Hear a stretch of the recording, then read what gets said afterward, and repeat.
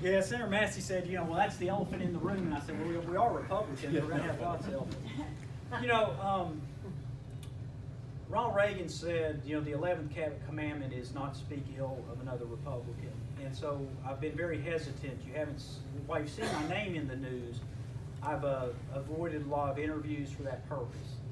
However, it's a fair question. We are Republicans. It does affect each person in here. We've all worked hard for the Republican Party. We've tried our best. When we were in the minority party, we went out and talked about things will be different if you elect us, if you give us the majority. And now we're there, and pleasant things are not happening. And I spoke with the speaker last Tuesday, and I told him he needs to resign.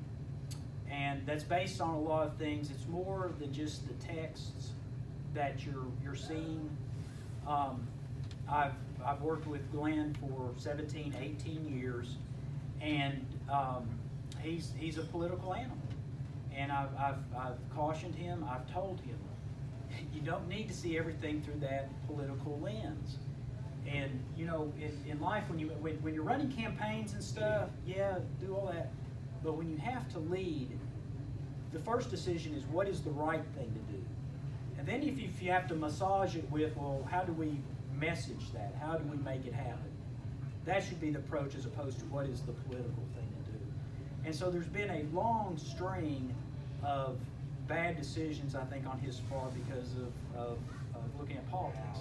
And before y'all say that Speaker Casada will be mad at me for calling him a political animal, in the past when I told him that, he smiled. He relishes it. He likes being known as a guy who works for politics. But it goes back to we had Jeremy Durham who reports show that he was basically, no woman was safe. I mean, the lobbyists were saying don't ever go to an office by yourself with him and stuff. And Glen backed him up. And then we've had this situation with a member who's pretty substantial evidence on what happened 30 years ago. And it should have been handled differently. You shouldn't attack those who accuse you, especially when there's tapes that pretty well lead to say that they're doing it right. We have this current situation that's an embarrassment one after the other. Channel 5 just released some more text right before we came in here, so it's still alive along that way. There's a lot of other decisions that were made. Friday came out a story about an individual who's getting paid almost $50,000 a year. And he doesn't have a time card, he doesn't report, he doesn't show. He says, well, I'm kind of on call when somebody needs me. Well, nobody's ever given me his number to call him for it. And so there's a lot of people wandering around that no one knows exactly what they do, and it's led to paranoia down there. Why are these people roaming around? What are they doing? What is their purpose? Why has the payroll for the House of Representatives gone through the roof? And so I think my fear is that there's a pattern, and that pattern will continue. And it's not fair to the party. It's not fair to those who are going to run for office, put their name on the Republican ballot to put up with what we're going to put up with. And I think there's a lot of concerns about what's going to happen. As Speaker Pro Tem, I would take over as temporary Speaker. And probably some people say, well, good gosh, we'd rather have lewd and crude text than Bill Dunn in charge. But my goal would to bring calmness and order and normalcy. It is not normal to have state troopers in the hallway every day with something going on. It's not normal to have people thrown out. It's not normal to have the doors of the house locked. This stuff is not normal, and I don't want the freshmen to think it is normal or this is how you get ahead. The speaker said today that the House has run this year better than it has in a generation. Do you believe that's accurate? I don't know what data he's looking at that. I know at the end of every session there are press conferences about talking all about the great things that happen, and I don't want to take away from the great things that happen. I wish we were talking about school choice and kids who are going to get a chance. But the day, I wish we were talking about that the 10 ready test actually worked and there were no hassles. But you know what? it was on a day that the front page was all covered with this stuff, and on the back there was a little thin column that talked about 10 ready. And that's just not right. Everything that we worked for, the hard things we did, Ryan helping out and stuff, and this is what we're going to talk about now.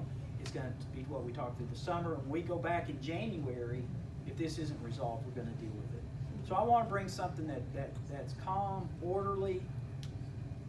We've already set up the committees. As temporary speaker, I'm not going to change any of the committees that I know of right now. If you're serving there, you're serving there. Your chairman, Martin Daniels, will remain as chairman of government ops.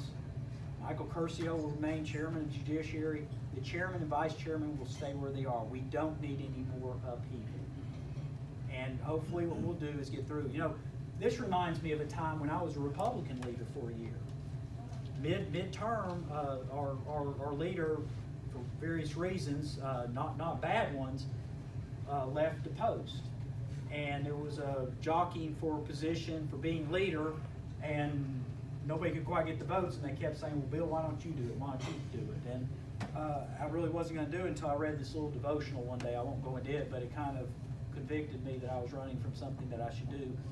And so I actually became the Republican leader. Well, at that time, Governor Bredesen called a special session on ethics because we just had some of our fellow representatives and senators arrested for bribery.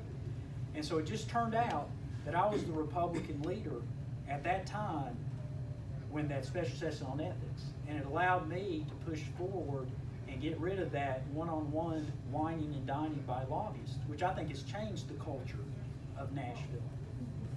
And so people have asked me to run for speaker, and I have declined. I like being speaker pro tem. But if I'm called to serve, people say, do you want to do it? I said, it's not my dream, but it's my duty. And if I'm called to do it, I'll do it to the best of my ability until we can have an election to fill it. So does that answer your question, sir?